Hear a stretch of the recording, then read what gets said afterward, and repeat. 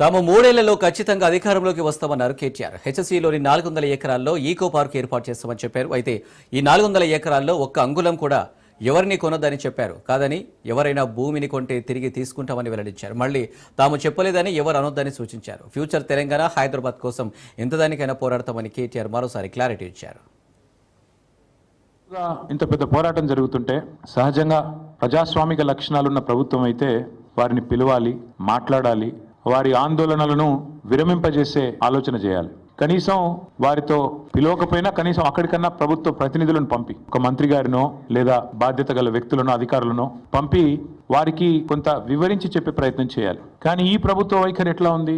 ఆందోళనలు చేస్తున్న విద్యార్థులను పట్టుకుని గుంటనక్కలు, అక్కడ జింకలు లేవు, గుంటనక్కలు ఉన్నాయని స్వయంగా ముఖ్యమంత్రి గారు మాట్లాడుతున్నారు. ఇంకొక మంత్రి గారు అయితే పేమెంట్ బ్యాచ్ అని చెప్పి విద్యార్థులను చిన్నగా చేసే విధంగా, వాళ్ళని అల్పంగా చూపే విధంగా ఇంకొక మంత్రి గారు నోరు బారేసుకుంటారు. ప్రజాపాలన అనే అర్థానికి పాతర వేసి బుల్డోజర్లతో, జేసీబీలతో మేము పాలకులం, మీరంతా నా కాలి కింద చెప్పులాగా ఉండాలనే విధంగా మీరు బానిసలు అన్నట్టుగా, ఒక విచిత్రమైన మానసిక రోగంతో కదా బాధపడుతున్నట్టుగా రేవంత్ రెడ్డి గారి ప్రభుత్వ వ్యవహారం ఉంది.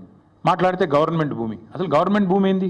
రోడ్లు, చెరువులు, గుట్టలు, రాళ్ళు, రప్పలు, నేను గవర్నమెంట్ కాబట్టి నేను ఇష్టం ఉన్నట్టు చేస్తా, నా భూమి.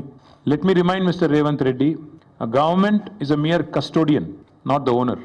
People are the owners, you are just a custodian. నువ్వు ధర్మకర్తవు మాత్రమే.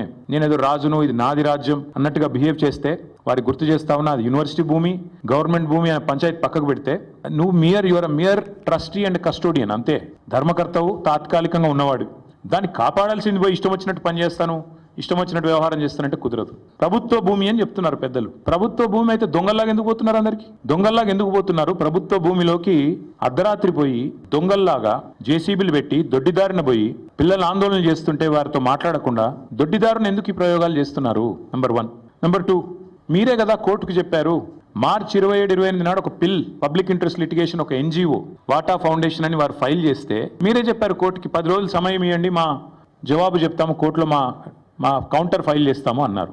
మరి ఆ 10 రోజులు ఏం పడిపోయిందని వాళ్ళ బుల్డోజర్లు పంపి అర్ధరాత్రి అపరాత్రి అని లేకుండా ఉన్న చెట్లన్నీ కూలగొట్టి, అక్కడున్న పశువులను చంపేసి, అక్కడున్న పక్షులను గూళ్ళు చెదిరేటట్టు చేసి ఈ 10 రోజులు దొంగల్లాగా ఎందుకు వ్యవహారం చేస్తున్నారు? ప్రభుత్వ భూమి అన్నమాట నిజమే అయితే ఎందుకు ఈ దొంగ వ్యవహారం? ఎందుకు పగటిపూట పోవట్లేదు? ఎందుకు అర్ధరాత్రి దాడి చేస్తున్నారు?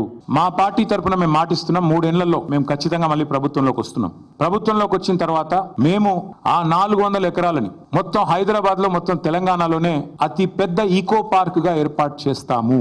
ఇప్పుడే నేను స్పష్టంగా చెప్తా ఉన్నా, ఈ రోజు ఎవరైనా రేవంత్ రెడ్డి విసిరే బిస్కెట్ల కాశపడి, రేవంత్ రెడ్డి చెప్పే మాటల కాశపడి ఆ ల్యాండ్ 1 ఇంచ్ ఎవరన్నా కొనుక్కున్నా మళ్ళా కుండ బద్దలు కొట్టినట్టు చెప్తున్నా, మమ్మల్ని తర్వాత అనొద్దు. ఖచ్చితంగా ప్రతి ఇంచ్ తిరిగి వెనక్కి తీసుకుంటాము. ఒక అద్భుతమైన ఈకో పార్క్, ఎట్లా అయితే ఒక సెంట్రల్ పార్క్ ఉంటుందో మాన్హాటన్ లో, ఆ స్థాయిలో ఒక అద్భుతమైన ఈకో పార్క్ ను హైదరాబాద్ ప్రజలకి గిఫ్ట్ గా అందిస్తాము. అటు సెంట్రల్ యూనివర్సిటీ విద్యార్థులకు ఆ గిఫ్ట్ గా ఉంటుంది, హైదరాబాద్ ప్రజలకు కూడా ఇది ఒక గిఫ్ట్ గా ఇస్తాము. ఇది మా కమిట్మెంట్, ఇది మా